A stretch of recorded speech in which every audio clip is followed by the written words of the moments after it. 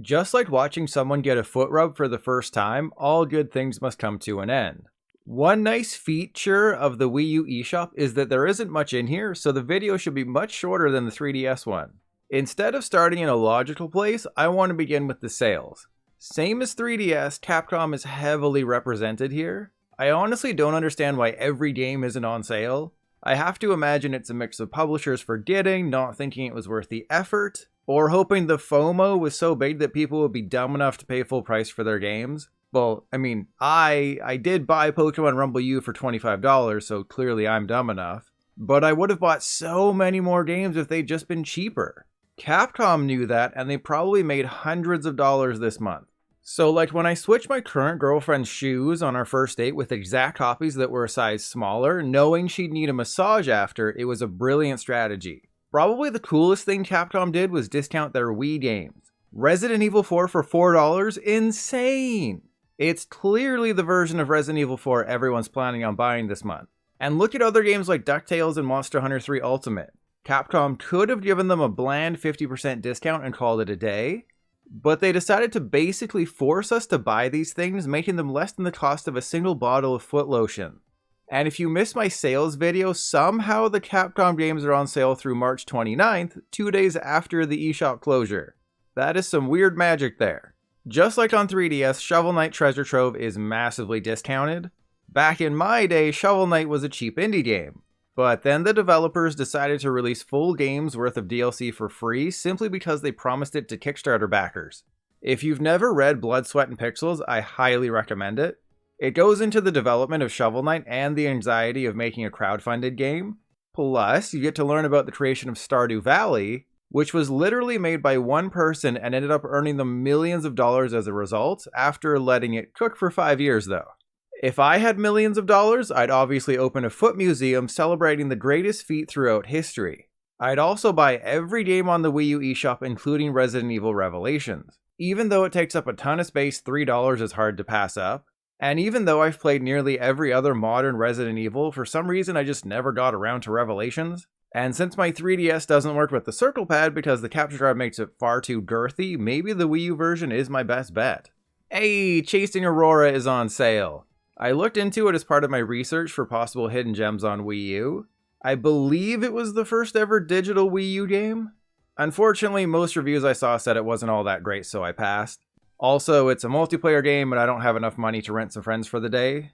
You know, for a system that ultimately failed, the Wii U does have some great games on sale right now. Who cares if the majority are on Switch, they were here first.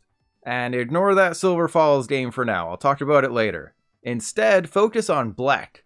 Like, that's clearly a butt in the thumbnail, right? It's weird I've never heard about this game before. The description literally says it's award-winning. I mean, no one has ever called their game Game of the Year when it never actually won Game of the Year, right, Dead Island? You know what? This actually looks pretty good. And for a few bucks, I'd totally suggest buying it. I won't, though.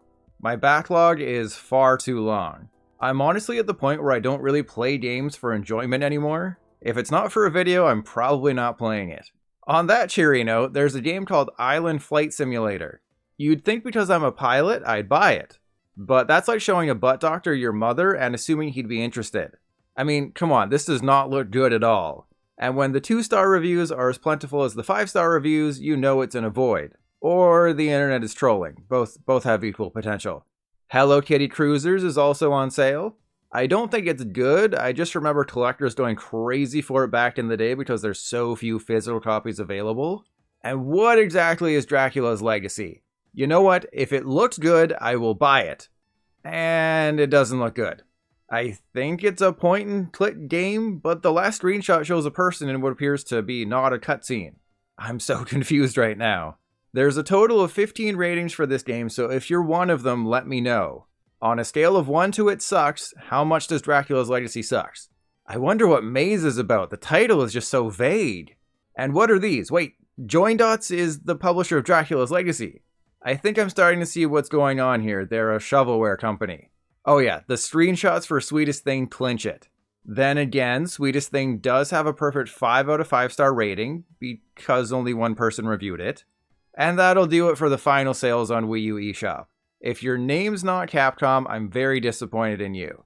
I know a lot of publishers out there probably lost a lot of money making Wii U games back in the day, but wouldn't it have been fun to squeeze out a few extra dollars before your game's gone forever? Back on the home screen, it's a fairly bland welcome. Breath of the Wild is a clear highlight though. Did you know that Breath of the Wild was supposed to launch first on Wii U? And they even completed development but decided to hold it back to coincide with the Switch launch. Yeah, crazy, right? The same exact thing totally didn't also happen with Twilight Princess. Mario Kart 8 is the best-selling Wii U game and the best-selling Switch game, so it's no surprise to see it there. I have no idea why Rosalina is the mascot for the new releases section. Anyways, the most recent Wii U games are Silver Falls Undertakers and Silver Falls White Inside Its Umbra, both of which released in February 2023. Yeah, the Silver Falls developer went a little nuts working to get all these games on 3DS and Wii U before the eShop shuts down. It doesn't appear to have worked out though, because White Inside Its Umbra has 1 review and it's a 1 out of 5. In its favor, the game does seem to use the gamepad heavily, and you can even do some things with the Wii remote. And by boogity, that might be the longest game description I've ever seen. Irregardless, if anybody ever asks you what the last Wii U game ever made was, you can say it's a trick question because both these Silver Falls games released on the same day. Then you'll have all the women in the vicinity throw themselves at you like they're the zombies in World War Z because of your impressive video game knowledge. Oh, and yeah, White Inside Its Umbra's initials are Wii U. I told you in the last video, super punny. I think there were some other Wii U games released semi-recently in the US, but since I live in Canada, Shadow Archer Special from August 2022 is the game predating Silver Falls, with Pad of Time from April 2022 predating that. It looks like a lot of the final Wii U games were just sort of thrown on the eShop without too much care. Dying is Dangerous has 1 review, putting it at a 2 out of 5. From the screenshots, it doesn't look too bad. But if I've learned anything from Tinder, it's that anyone can look good in still images, especially if they only show the good side of their foot. And we all know which one that is. Underneath that is Christorald? It looks like a game that costs less than $2. Again, only 1 review, except this time it's a 1 out of 5.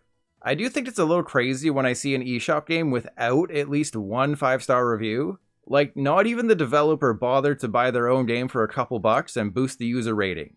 Let that be a lesson. If you ever create something, don't necessarily review it and call it the best thing since thongs, the foot ones, not the butt ones. Just give it a 5 out of 5. Unless the 1 review from Christorald is from the developer and they truly think it's terrible. Now that would be an alpha move. Scrolling a bit more, there's several shovelware 3DS games they ported to Wii U. And at the end, Aquamoto Racing Utopia. It's $25, so I ask you, do you think there will be a video or just screenshots? Well, surprise, surprise, it has a trailer attached. Hooray. And you know what? It actually looks pretty good. I was ready to rip on it for being so expensive, but if it's a good Wave Race clone, I'm glad it exists. Funny story, I bought a GameCube at launch. Unfortunately, Smash Bros. Was still a month away. Left with very few options, I bought Wave Race. Thing is, I didn't know I needed a memory card. So I started the game from scratch every single day, not knowing there was a better way. Yeah, I wasn't smart when I was younger. Alright, let's get back to the home screen and check out Nintendo Selects. Wind Waker HD is super popular for multiple reasons, and the fact that it's $30 is definitely one of them. If I hadn't beaten it back on the GameCube, I'd probably buy the Wii U version for the added gamepad functionality. And because the Wii U had so many great games, Nintendo padded this section with 3DS games. There's literally only 16 games here, yet half of them are for 3DS. And Mario Galaxy 2 and Donkey Kong Country Returns are Wii games. I have a sneaking suspicion that the Wii U wasn't a very successful system. I also find it hard to believe that Nintendo Land is a Nintendo Select. If you give away a game for free to millions of people, how does that qualify it for a Nintendo Select? I'm very disappointed in you, is what my mother said to me after I failed to score the game-winning goal in a local NHL Hits tournament when I was 12. Just like the 3DS, Nintendo created categories for a lot of its bigger franchises. Unlike the 3DS, Nintendo really had to dig deep for games to put in here. You might see that there's 56 Mario games and rejoice, but don't be tricked by Nintendo. Like my ex-wife telling me she was 18 when we met and she ended up being 36, you can't believe their numbers. It takes several spots to find the first Wii U only game, which is Paper Mario Color Splash. It still costs $75, which is absolutely insane. I played Oregano King on Switch and enjoyed it overall, but Sticker Star on 3DS was bad, so I never bothered with Color Splash. Continuing on, it's just a lot of Virtual Console titles. And then we have Mini Mario and Friends Amiibo Challenge, a free download. Since it requires an amiibo to play, I've never tried it, but if you have a Wii U, you may as well grab it just in case you're ever digging through your ex-wife garbage and you instead find an old amiibo. In a vacuum, the Wii U is an amazing console for Mario games. It's just not an amazing console for new Mario games, especially in 2023 when all the best Wii U Mario games were brought to Switch. But if the Wii U was your first ever system 10 years ago, you were eating good. Also, why the crap is Yoshi in the Mario category again? Damn you, Nintendo, this slight will never be forgiven. If you watch my video about the only Pokemon game for Wii U, you'll know there's only one new Pokemon game for Wii U, Rumble U. It's not great and a bit of a ripoff for 25 bucks. Obviously Pokemon Tournament also exists, but I was only counting games with Pokemon in the actual title. The rest here are just virtual console titles. Apparently Pokemon Ranger is a great underrated series. If you buy one and hate it though, blame Jaden Animations, so hopefully some people were able to experience it here. There were also several Mystery Dungeon games on Wii U, and they even brought over Ruby and Sapphire Pinball. But it definitely feels weird to have an entire category dedicated to Pokemon when Pokemon was essentially a non-factor on Wii U. What was a major factor on Wii U was Zelda. Breath of the Wild somehow managed to sell a ton of copies here. I guess every Wii U owner at the time of release ended up buying it. It's tough to imagine now, but people were still hesitant about the Switch at launch. The Wii U bombed and people did want to get hurt again. The Wii U also got Twilight Princess HD. I bought the Wii U version at launch and never got around to finishing it. I think I was too busy playing Wii Sports and whacking my balls to dedicate enough time to Zelda. And I forgot about Hyrule Warriors. Why was the Wii U so good for Zelda games? I mean, you could even play Phantom Hourglass and Spirit Tracks. I did play and beat Spirit Tracks for the first time a few years ago. The train traversal is a fun idea that becomes super tedious, and that flute thing or whatever was birthed from Satan's bowels, but when it isn't being annoying, it's actually good. The Kirby section perfectly encapsulates everything wrong with the Wii U. There's a lot of good virtual console games, but in terms of Wii U exclusives, there's only one game, Rainbow Curse.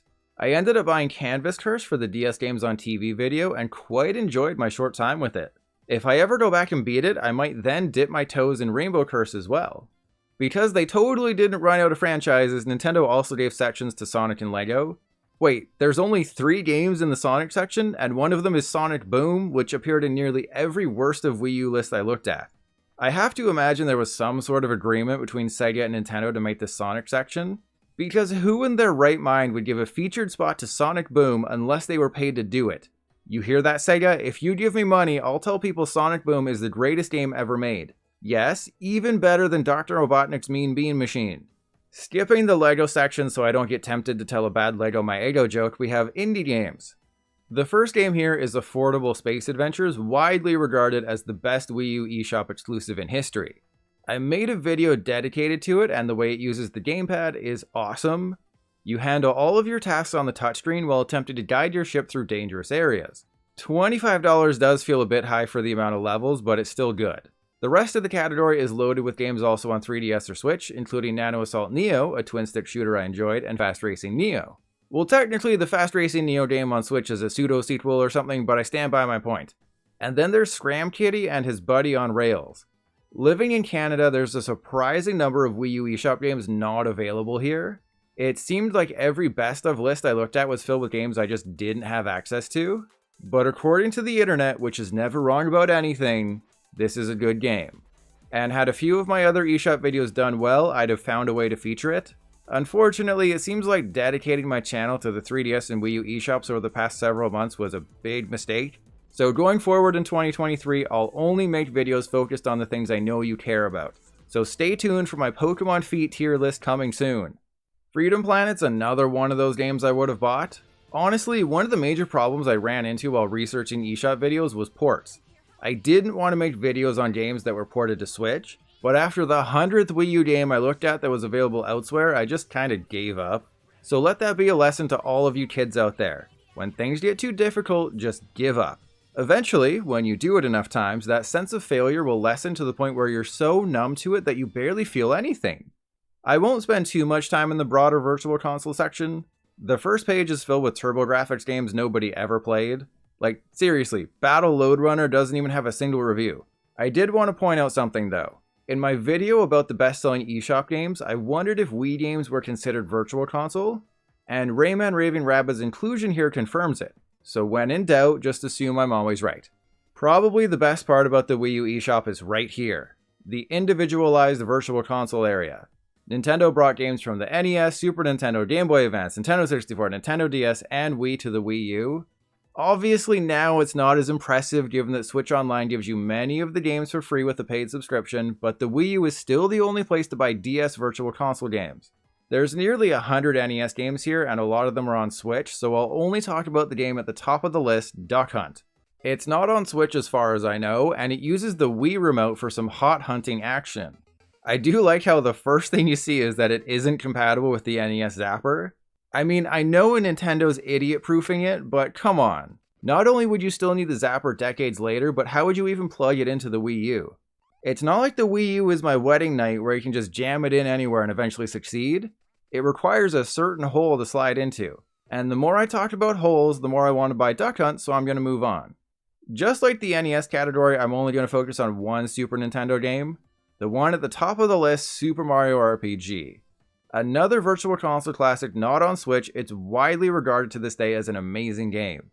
It also marks a collaboration between Nintendo and Square before Square became Square Enix. As much as I want to buy Super Mario RPG and play through it for the first time, all I'm reminded of is how I bought a lot of Virtual Console games for Wii that I never actually played and how this was one of them. Remember what I said earlier about my intelligence level? You know, I've been burned so many times in the past by Nintendo, it's kind of weird that I'm still so loyal when it comes to giving them money. Anyways, the N64 section is surprisingly small. The NES had almost 100 games, the Super NES had 50, and the N64 only had 21. But like when I went to my first swingers party, they're all bangers. Well, most of them anyways. Donkey Kong 64 is a game I always have fond memories of, but then when I watch gameplay now, the reality of how rough it is really begins to show. Back then, we didn't have a lot of choices.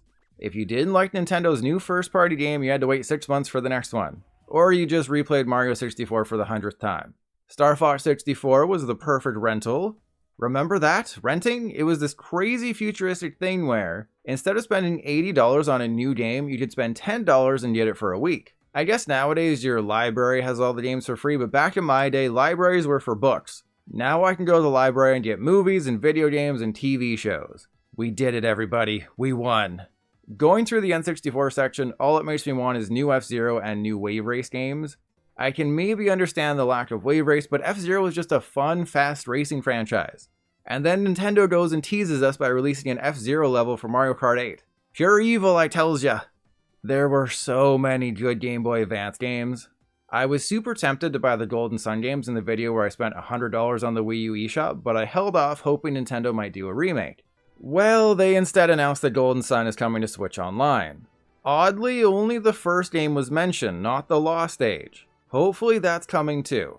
If you didn't know, Golden Sun was originally envisioned as a single game, but I think development costs and length allowed Nintendo to split it into 2 parts. Both are amazing. The DS sequel, not so much. All I really remember is that the cutscenes would drag on for like 10 minutes and I hated it. Then there's Final Fantasy Tactics Advance. I don't think I ever beat it though. I bought it on Game Boy, played it forever, but I think the end is super stretched out or something, so I just gave up. Mario and Luigi Superstar Saga is amazing and everybody should play it. Drill Dozer is something I've always been interested in, so hopefully I'll feature it in a video in the future. Honestly, I'd be happy if all these games came to Switch. The GBA truly was a great system. And I think I passed it on the first page, but Super Mario Advance 4 Super Mario Bros. 3 is a must-play. It's on Switch now, and the reason you want to play it is because of the e-reader levels. Nintendo definitely had some failed experiments over the years, and I categorized the e-reader as one of them. Thankfully, all of those levels are included by default in the Wii U and Switch versions of the game, giving you access to brand new Mario Bros. 3 levels. The DS section is another winner. There's just so many good games here, and for only $10 each. And if you watch my DS games on TV video, you know using the gamepad to play them is actually better than the DS in some cases. I bought Explorers of Sky because the physical version is like $100, and I avoided Metroid Prime Hunters because I own it physically and also because all I remember about it is shooting a door, then waiting a few seconds for it to open so the next area could load in. You have no idea how tempted I am to buy Dual Strike. It's my favorite DS game of all time for so many reasons. Not only is there hundreds of hours of content, but the gameplay is so perfectly balanced, except when it's not. But with Reboot Camp coming out next month, I think I can keep the money in my wallet. Then again, I have to give most of my leftover money to my ex-wife, so maybe it'd actually be a good idea to buy it? And for the final virtual console section, we have the Wii. There's a few heavy hitters in here, none more so than Metroid Prime Trilogy. I know the original Metroid Prime just got the remaster treatment, but if you live in the US, this entire collection is $20. Do you realize how insane that is? If I had free time between making videos, and enough money between buying hard drives to store my growing feet pic collection, I definitely get it. Sadly, there are more important things in life than Metroid.